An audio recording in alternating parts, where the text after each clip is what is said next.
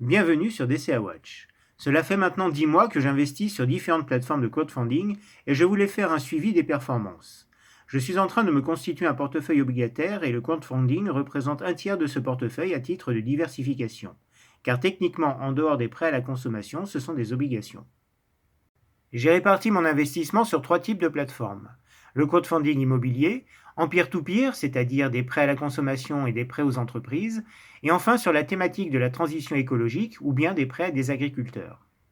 J'affiche pour chaque plateforme sa performance annualisée en tenant compte de la flat tax pour les françaises, et j'indique les intérêts réellement reçus sans promotion ni parrainage. À côté, vous avez aussi le montant minimum d'investissement. On voit également qu'il peut y avoir des retards, ils apparaissent en orange. Juste à côté, j'indique si la plateforme pratique le buyback, c'est-à-dire, après généralement 60 jours de retard, le capital et les intérêts sont payés par la plateforme. Et cela ne concerne que le crowdfunding de peer-to-peer. Par exemple, j'ai énormément de retard sur Lender Market, mais le buyback a très bien fonctionné. Et en plus, on reçoit des intérêts de retard. Par contre, à chaque fois, il faut attendre environ 2 mois. Pour l'immobilier, c'est différent. C'est à nous de vérifier les garanties offertes pour chaque projet. Pour rappel, les meilleures garanties dans l'immobilier, c'est la fiducie et l'hypothèque de premier rang.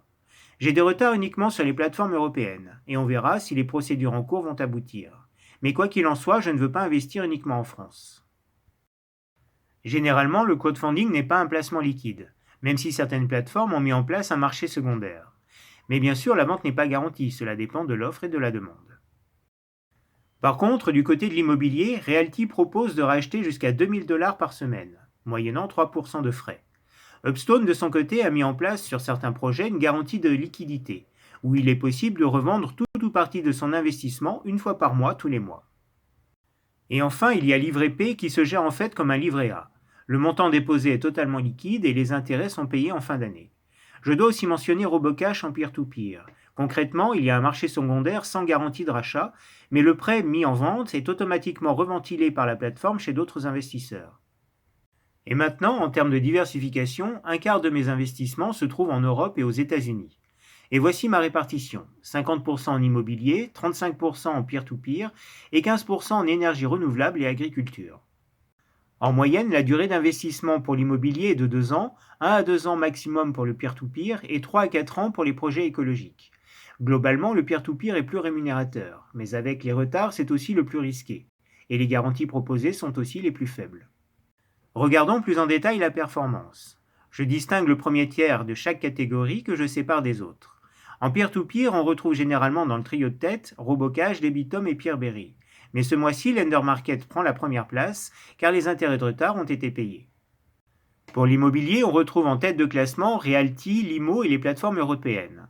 Il faut noter que pour Limo et Anaxago, c'est la performance latente qui est affichée sur le site puisque le remboursement se fait in fine. Une faible performance peut s'expliquer bien sûr par des retards et des défauts, mais aussi par des investissements réguliers qui élargissent la base de calcul ou des intérêts qui ne seront payés qu'en fin d'année. Il faut aussi tenir compte des remboursements anticipés qui diminuent de fait la rentabilité, et bien sûr la fiscalité pour la France. Et du côté des placements verts, Ivy Finance se démarque très clairement. Là aussi, l'effet temps doit être pris en compte. Si Realty verse des loyers toutes les semaines, pour d'autres plateformes, il faut attendre 1 an. Donc les performances devraient s'améliorer dans les prochains mois, d'où l'intérêt de se diversifier. J'affiche en bleu mes plateformes préférées. J'aime beaucoup l'Endosphère qui a de beaux projets et verse des revenus régulièrement. Et je pense investir un peu plus sur Ivy Finance dont le positionnement full agriculture fonctionne plutôt bien. Ensuite, Robocash et Pierre-Berry sont aujourd'hui incontournables en Europe. Mais pour la France, Bien Prêté se démarque nettement. La plateforme permet d'investir dans l'économie réelle et de financer le dynamisme de l'artisanat en parallèle des grandes entreprises du CAC 40. Et pour l'immobilier, Upstone et la Première Brique n'ont pas encore donné leur plein potentiel. Mais en 2024, je toucherai les fruits de mes investissements. Ensuite, je vois Livret P un peu comme une SCPI avec de la liquidité. Anaxago et Limo proposent de beaux projets, mais les versements se font in fine ou en fin d'année. On peut alors les utiliser comme des comptes à terme. Pour se diversifier géographiquement, on peut tester les plateformes européennes.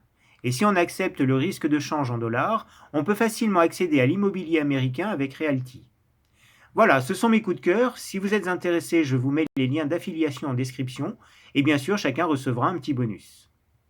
Je vois donc le crowdfunding comme un moyen de diversification, dans l'économie réelle, dans l'immobilier et dans la transition énergétique. J'investis de faibles montants mais sur beaucoup de projets, et je privilégie les périodes d'investissement assez courtes, inférieures à 2 ans, pour éviter le manque de liquidité. Bien sûr, ceci n'est pas un conseil en investissement, mais juste un partage d'expérience. Sur ce, bon investissement à tous.